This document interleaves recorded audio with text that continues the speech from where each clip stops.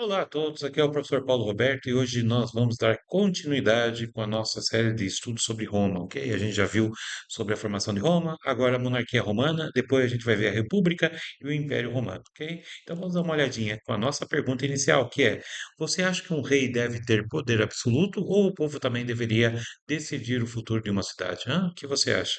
Vocês estudaram alguma coisa no final do segundo bimestre, quando viram sobre democracia ali com os gregos. Hoje vamos tentar aprofundar um pouquinho mais sobre isso, ok?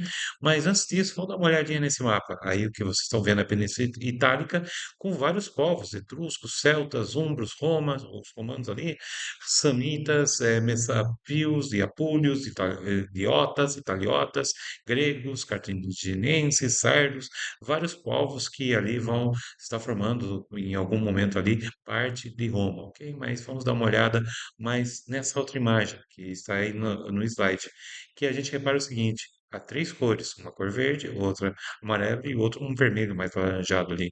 Ali a gente começa a perceber como Roma, no período monárquico, foi crescendo a partir das suas conquistas. Então, se a gente pega no ano 753, aquele ponto verde ali é Roma, ok? Depois aqui a gente repara no ano 700, na parte amarela, que houve um crescimento dentro de 50 anos mais ou menos ali, houve um crescimento maior ali. E depois ali, mais ou menos no ano 500, mais de 100 anos, houve uma expansão muito maior de Roma, a maneira de falar Império Romano, mas do período monárquico ali de Roma. Então, nesse momento aqui, a gente repara que Roma foi crescendo. E quando foi crescendo, o que é necessário? Que haja um desenvolvimento, haja uma estrutura para que a sociedade possa se organizar. Então, a gente vai ver isso hoje, ok? Antes, a gente vai tentar entender o seguinte: se a cidade de Roma está crescendo, o povo de Roma está crescendo, há necessário de um tipo de governança. Então, o primeiro que houve é a monarquia, depois vai ter o segundo período, que é a república, e o terceiro, o império. Mas vamos ver a monarquia, certo? Aqui a gente vai ver que houve sete reis, ok? Entre o ano 753 e anos 509, houve o chamado período monárquico, período real, que entra a fase da cidade ali, certo? Então, ele vai começar com a fundação de Roma, por Rômulo, que a gente viu, até o fim, que vai ser com o último rei ali, que é o Lúcio Tarquínio, soberbo, no ano 509 a.C., que aí acaba a monarquia romana e começa a República Romana. Então, se vocês olharem ali na imagem ao lado, você tem o brasão das imagens. Então, nós tivemos sete reis. Rômulo, que é considerado o fundador da cidade de Roma, Numa Pompilo, Túlio Hostilo, Anco Márcio, Taníquio o Velho, ou Tarquínio o Antigo, Sérvio Túlio, e também o último Tarquínio o Soberbo, que a gente vai ver cada um desses. Então a aula hoje vai ser até um pouquinho, um pouco maior. Vamos estar olhando ali sobre Rômulo. Rômulo, então, é considerado aí o fundador de Roma e estabeleceu as instituições básicas da cidade. É o que eu falei, como está crescendo, é necessário que se crie instituições, uma base para que a sociedade possa conviver ali. Então, vai incluir o Senado, o Exército e a divisão da sociedade entre patrícios e plebeus, que a gente vai ver daqui a pouco, ok?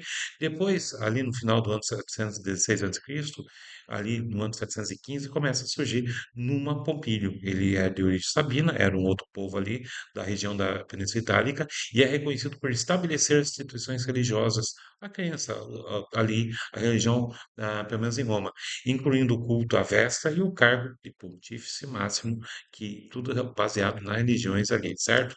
Depois disso, ali no ano 673 a.C. até 641, surge Túlio Hostílio e ele é conhecido por sua expansão militar. Então aqui a gente começa a ver que a partir de Túlio começa a Roma a conquistar outros territórios também, pelo menos com mais ênfase.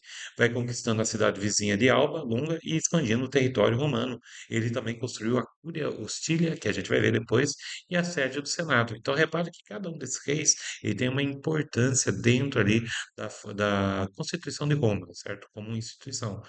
Então a gente vai estar vendo depois o próximo aqui, que é Anco Márcio, que é neto de Numba Popílio, que foi o segundo rei ali de Roma.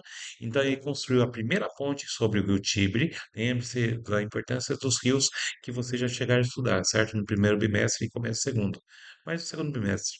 E fundou o porto de Ócia, expandindo o comércio e a influência romana, além de outras obras públicas. Então, repara a ênfase de cada rei no qual ele ou criou a cidade como Rômulo e as primeiras instituições e como que vai ser a divisão social. Depois, um segundo rei que vai estar criando ali, vamos dizer assim, uma religião, estabelecer uma crença religiosa ali. Depois a gente vai estar vendo que o outro rei ali, ele, Túlio, ele vai aumentar, conquistando outros territórios ali vizinhos. E aqui nós vemos o Anco, que ele vai estar então fazendo mais obras públicas, ele vai fazer pontes, enfim, isso vai permitir que Roma consiga fazer comércio e também influenciar outras regiões com o tempo. Então, todos foram importantes. Tarquínio, o Velho, ou Tarquínio Antigo, ali no ano 616 a.C. até 579 a.C., foi o primeiro rei etrusco de Roma, perdão. É considerado responsável por grandes obras públicas e a construção do sistema de esgoto da cidade, introduziu os símbolos etruscos na cultura romana. Então, vejam, alguém que é fora de Roma, que a gente viu que também que os etruscos, eles foram também responsáveis ali pela formação de Roma. Então a gente viu que esse rei, o Tarquínio, ele vai também continuar a obra de Anco, fazendo obras públicas e vai além também, vai criando sistema de esgoto e vai urbanizando Roma. Certo? Isso é muito importante. E repare, esgoto, tudo essas coisas hoje é muito comum para nós. Então, imagina naquela época, então, que havia necessidade, mas muitas vezes não sabia como que ia fazer a questão desse sistema de esgoto. Então, veja só que quando vai crescendo uma cidade, há necessidade de se pensar como essa cidade vai desenvolver, certo? E depois a gente tem Sérvio Túlio, implementou reformas que fortaleceram Roma como a primeira muralha de Roma, que a gente vai ver um pouco o que sobrou dessa muralha, e a reorganização do exército com base de classes sociais, certo? Então, aqui a gente vê isso. E aí a gente entra com o nosso último rei, que é o Tarquínio Soberbo, que é em 534 a 509 a.C. O último rei, ele foi o último rei de Roma, teve um governo tirânico e violento. Roma, como a gente viu em outras aulas, eles eram assim mesmo, os romanos. Os atos criminosos de seu filho Sextus Tarquínio desencadearam uma revolta que culminou na expulsão da família real e na criação da república. Então o cara foi um tirano e arrancaram ele de lá. Então, uma coisa que a gente tem que perceber ao longo da história é que o líder que é tirânico, a população pode tirar ele. E vai ter outros momentos de revoltas que vocês vão estar estudando em outros anos em história, certo?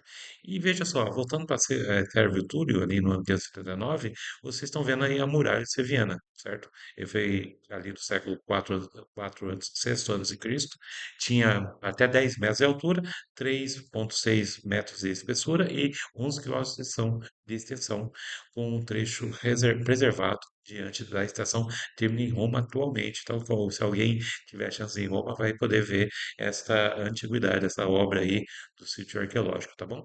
A gente viu o período monárquico, certo? Então a gente viu os sete reis, agora a gente vai pensar como que é a organização social deles, certo? A gente vai tentar entender como que a partir de Rômulo as classes sociais vão estar surgindo dentro de Roma, certo? Então, reparei, a sociedade romana era organizada em diferentes grupos que ocupavam posições variadas na hierarquia social. Então, nós temos patrícios, clientes, plebeus e escravizados. Então, vamos dar uma olhadinha em cada um deles, ok? Primeiro deles, a gente vai ver os patrícios. Vamos pensar o seguinte: você conhece a Patrícia? Você conhece o nome Patrícia? Isso vem dos romanos, que é patrícios, que na prática eles estavam no topo da hierarquia, nessa pirâmide social que a gente vai estar vendo, e eles eram famílias de aristocratas que consideravam-se descendentes dos fundadores de Roma. Eram ricos, possuíam terras e gato, e detinham a maioria dos direitos políticos da Roma antiga. Em outras palavras, eles eram considerados cidadãos, porque os patrícios, eles se consideravam os descendentes de fundadores de Roma. Então, veja só, sendo cidadão, você pode participar da vida política ali de Roma, e eles faziam isso, tá bom? Então, Patrícia, como eu falei agora há pouco, é um nome que posteriormente foi surgindo, ficou um nome comum, até comum, mas aí vem da sua origem ali dos patrícios.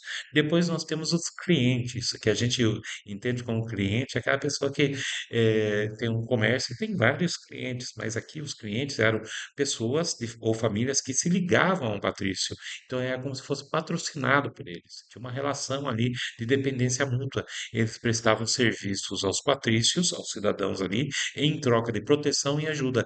Essa relação era hereditária, ou seja, passava do pai para filho, o que fazia com que seus filhos dos clientes também se tornassem clientes da mesma família patrícia. É quase, vamos colocar um exemplo simples, é quase como se fosse um servo com mais direitos, ok? Porque aí a gente vai estar vendo que esses clientes eles tinham uma posição melhor do que os plebeus, que a gente vai estar vendo aqui agora. Os plebeus, maior parte da população era romana, tá? Era de plebeus, tá? E se identificavam em atividades como comércio, artesanato, agricultura e criação de rebanhos. No período monárquico, para ter uma ideia, a economia é essa, era ou baseada em comércio, agricultura e criação de rebanhos, também ali do artesanato. Apenas no Império que a escravidão entra como também parte da economia ali dos romanos, mas no início era isso aí, era o comércio, agricultura e também criação de rebanhos e também artesanato. Apesar de serem cidadãos romanos, os plebeus tinham poucos direitos políticos em comparação com os patrícios.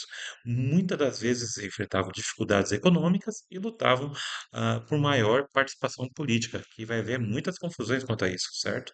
E no final nós temos os escravizados. Os escravizados aqui estavam na base da sociedade romana, eram geralmente prisioneiros de guerra ou pessoas que não conseguiam pagar suas dívidas. Com o tempo foi caindo a lei de fazer uma pessoa de escravo por não pagar suas dívidas, mas ser escravo por meio de ser prisioneiro de guerra era muito comum e o que vai fazer o Império Romano também crescer economicamente com as invasões que eles vão estar fazendo depois. Não eram considerados cidadãos e não tinham direito nenhum, eram considerados propriedades de seus senhores. No início da monarquia romana, o número de escravizados era relativamente pequeno, mas aumentou significativamente com a expansão de Roma, porque eles foram conquistando território e foram capturando pessoas na guerra, fazendo elas escravas também, que era um tipo de propriedade deles, certo? Fazia parte da ideia da escravidão da antiguidade, tá certo? Se a gente olhar então, nós temos um plano social, no qual nós temos o patrício no topo, depois os clientes, os plebeus e os escravizados, ok? Não esqueçam disso. Então, os patrícios, descendentes eram considerados descendentes ali dos fundadores de Roma, tinham direitos políticos, eram pessoas mais com riquezas, eram grandes, tinham terras, tinham dinheiro. Os clientes, eles eram pessoas que dependiam ali dos patrícios e vice-versa, então eles tinham um pouco mais direitos que os plebeus, e seus filhos também faziam parte dessa servidão, vamos colocar assim, os patrícios. Os plebeus era a maior parte da população nesse sentido dos romanos, eles não tinham tão direitos como patrícios, eles vão lutar para isso, eles trabalhavam com agricultura, comércio, eh, produção, desculpa, criação de gado, enfim. E os escravizados que eram capturados nesse período, pelo menos por guerras e também por dívidas, ok? Com isso, a gente vai entrar com as instituições romanas. O que que é isso na prática? É como funciona hoje qualquer país, pelo menos. Porque como que vai ser governado, como as pessoas vão agir politicamente quanto a isso. Então, a gente viu, quando Roma começou a crescer, houve uma necessidade, que a gente viu pelos reis, de criar condições para que a sociedade se organizasse. Essa é a ideia básica de uma sociedade que vai crescendo, independente se for em Roma, China, Brasil, o que for. Nós temos sempre o mesmo padrão, vai crescendo a necessidade de criar organizações, tá? Ou instituições, como a gente vai ver agora. Então, a monarquia romana, ali no ano 753 até 509 a.C., criou uma base, as bases que seria a república. Nós, por exemplo, no Brasil, herdamos isso, que é a república. Nosso país, a república, nós elegemos presidentes, governadores, mas a ideia da república já vem dos gregos ali e dos romanos, principalmente. Então, com a monarquia romana, começando ali com Rômulo, a gente vai ver que pelo menos três instituições vão ser criadas e vão ser principais. O rei, o monarca ali, o Senado, que existe até os dias de hoje, nós temos senadores, e a Assembleia das Cúrias, que a gente vai entender um pouquinho o que que é isso. Cada um com suas funções e poderes específicos. Então, se a gente olhar aí o desenho, o governo você tinha a Assembleia, você tinha que era formada por patrícios, e eles elaboravam leis, certo? O Senado era formado por patrícios mais velhos e eles votavam as leis. E o rei, que, vamos colocar aqui, que era eleito pelo Senado, ele que dava um cargo vitalício e ele que era colocava para colocar em prática essas leis também, certo? E o rei aqui, ele era tanto um líder militar religioso também nesse período, certo? Então a Assembleia nada mais é dos deputados, vereadores, se a gente fosse colocar no nosso dia hoje, tá? Só que era formado apenas por patrícios, plebeus não poderiam participar, clientes demoraram muito para começar a votar, vamos dizer assim, e também escravos nem se conta, né? Estrangeiros também não tinham. Então a vida política era apenas para as pessoas que eram romanas. Ó, mulheres não poderiam estar participando, crianças e jovens também não, então, e estrangeiros estavam fora também. E isso é um pouco parecido com o que a gente viu já dos gregos, que vocês já estudaram, certo? Então, o Senado era um conselho de anciãos formado pelos líderes das gentes, gentes eram famílias nobres romanas, tá certo? Suas funções eram propor leis, supervisionar o rei e defender os interesses da aristocracia. De um certo modo, os senadores que tem hoje têm quase o mesmo perfil, mas eles são geralmente colocados lá por votação, certo? Pela eleição. O que que é a Assembleia das Cúrias que eu tinha falado agora? A Assembleia das Cúrias, ou comício, reunia os patrícios adultos aptos para participar da vida do exército. Suas funções eram discutir e votar leis propostas pelo Senado, eleger altos funcionários e participar da escolha do rei com a aprovação do Senado. Só ocorria quando convocada pelo rei. Então, quando havia uma necessidade de se chamar a Assembleia das Cúrias, era o rei que fazia isso. E aqui era para quê? Discutir e votar leis que eram propostas ali pelo Senado, eleger altos funcionários, enfim, essas questões mais burocráticas dentro de uma cidade. Novamente, isso ajudava o rei a governar toda ali Roma, tá certo? Qual dos sete, só para nossa resposta aqui, qual dos sete reis de Roma foi responsável pela criação do Senado romano? Letra A, Tarquínio Prisco. Letra B, Tarquínio Soberbo. Letra C, Rômulo. Letra D, Numa Pompílio. Quem vocês acham que são? Tá certo? Rômulo. Rômulo foi quem deu a base para tudo isso, tá certo? Continuando aqui, religião. A gente viu então a monarquia, a gente viu as classes sociais, como vai ser a sociedade romana, como ela se desenvolve, e depois a gente viu as instituições políticas que vão nortear, vão organizar Roma durante esse período monárquico e depois lá do Império. Mas qualquer sociedade vai ter religião, e aqui nós temos a dela. A religião durante a monarquia romana, como que ela é? Bem diferente depois que vai, quando chegar o Império Romano, que aí aumentou o panteão de deuses. Mas aqui na monarquia romana, a religião era importante na vida social e política, não apenas social, mas política também. Os romanos tinham crenças animistas. O que é animistas? Eles acreditavam em espíritos divinos que habitavam em objetos, na natureza, como pedras e rios, ok? Então, era quase depois que vocês vão ouvir falar sobre panteísmo, ali no século XVIII, mas vocês vão ver isso aí no oitavo ano. A influência etrusca trouxe práticas como a augúria, a interpretação do voo de pássaro, então eles podiam ver o futuro ou sorte a partir do voo dos pássaros, que orientava a decisão de reis e senado. Então eles eram místicos nesse sentido, eles eram mais religiosos, que buscavam muitas vezes tomar suas decisões a partir desses agúrios, a partir dessas interpretações pela natureza, por causa que eles tomavam essas decisões também muito baseado na sua fé. Então, nós temos ao lado aí, à esquerda, o fígado de ovelha, usado para a adivinhação etrusca, que eles arrancavam alguns órgãos ali dos animais para ver o futuro, as agúrias, né, como era falado ali, a gente falou só do voo do pássaro, mas tinha outro. E à direita a gente tem o busto de Marte. O Marte aqui é o deus da guerra. Se a gente vai jogar o God of War seria o Hades, tá? Mas aqui nós vamos falar de Marte. E aí havia uma tríade inicial, que era Marte, Quirino e Júpiter, né? Júpiter seria Zeus para os gregos. Foi trocada por Júpiter, Juno e Minerva, e depois recebeu influências gregas. Quando vão ao tempo a Grécia influenciar na religião, aí vai aumentar esse panteão, como eu já falei para vocês. Então a gente vai ver que a religião deles era importante naquele momento, que eles tomavam suas decisões também a partir dos augúrios, a partir dessa adivinhação do futuro que os deuses queriam. Então era muito ligado ali na vida social e política, ok? E o fim da monarquia, o que ocorreu? Como a gente viu, Tarquínio o Soberbo e o fim da monarquia foi com o governo desse Lúcio Tarquínio foi marcado pelo esse autoritarismo e pelo respeito ao Senado e às tradições romanas. Então foi algo que eles realmente não aceitaram os romanos, por causa que este autoritarismo que vai contra os cidadãos romanos, que seriam ali os patrícios, que faziam parte do Senado, e essas tradições colocaram fim, como a gente viu por causa do filho dele também, certo? Então, em 509, uma revolta popular liderada por nobres ofendidos expulsou o rei e sua família. Assim começou a República Romana, baseada na participação dos cidadãos. Então, lembra a primeira pergunta inicial?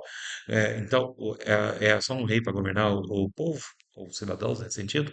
Aqui a gente vai ver que os cidadãos, não todos, vão estar participando da vida política daí, tá certo? Aí a gente vê a pintura de François Joseph Naves, representando os nobres brutos, Lucrétios e Tarquínios contra ali o Tarquínio, ok? Então, para a gente finalizar, o que aprendemos? A monarquia romana ocorreu no ano 753 a 509 a.C., tendo 7 reis, cada um contribuindo na política, nas questões sociais, e também religiosas. A organização social é dividida em quê? Patrícios, clientes, plebeus escravizados. As principais instituições políticas eram o rei, o Senado e a Assembleia das Cúrias, que era quando o rei chamava os patrícios para poder estar votando, que eram as pessoas mais velhas, que estavam ali também no Senado. A economia baseava-se na agricultura, pecuária e comércio, tá? Tem um artesanato ali e tudo. A religião era central, com crenças animistas e práticas etruscas, como agulha e adivinhação, e depois a influência grega, que vai estar entrando. E o último rei, Lúcio Taurínio Soberbo, então caiu devido ao autoritarismo, levando à criação da República Romana. Eu espero que vocês tenham entendido essa aula, essa introdução aqui. Qualquer dúvida, vocês voltem e depois assistam de novo o trecho e espero que vocês tenham compreendido e